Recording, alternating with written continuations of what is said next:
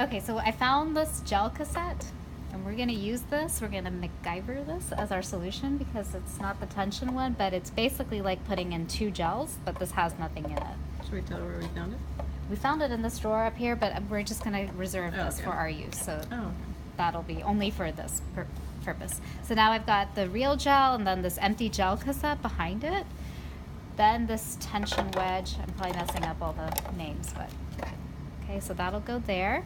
And then this top piece will go at the top. Now, it's not fitting in perfect in that it's not going all the way to the bottom, but we're gonna be okay with that because it's still going to keep this inside chamber sealed off from any leaks, and that's what we care about, and we can still attach the electrodes, so it's gonna work for our purposes. All right, so next thing we're gonna do is we're going to fill up the middle part, and so I forget if it's called upper or lower chamber. I guess it's the upper chamber. I don't know why they call it upper, but it's the middle. All right, with this running buffer. Okay, we fill it up so that the wells are also immersed.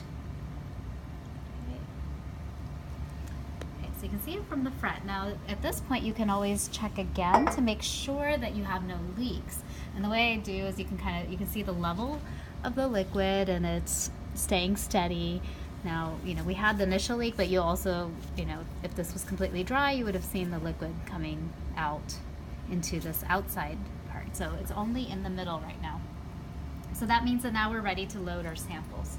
I have these special gel loading tips that we're gonna use, and I need a 20 microliter pipette lid.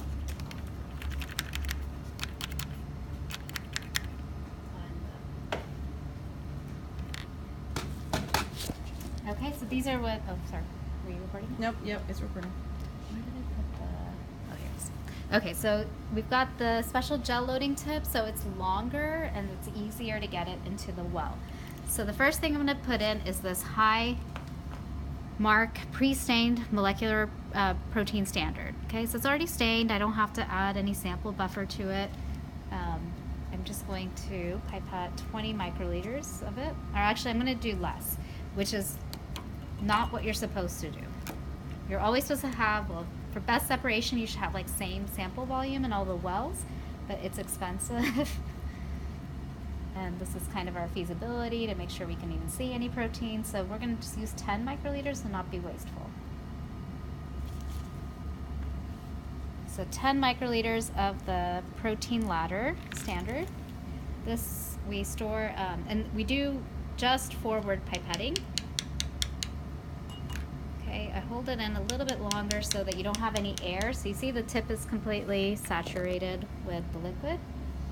This is the tricky part. You have to guide it into the well. So what I do is I put the edge of the tip up against the plastic, and then I take it down, and I can see it pretty well. And then I start pipetting it at the bottom of the well. Very, very carefully and slowly. Okay, I don't try to push out the last bit because sometimes that can put an air bubble in it. So I just retreat, and I don't want it to come splashing out. All right, so like that, I'm gonna go ahead and load up all of our samples as well, or I'm gonna let Anna do that. So that's the gist of how you load samples. So we're gonna pause here.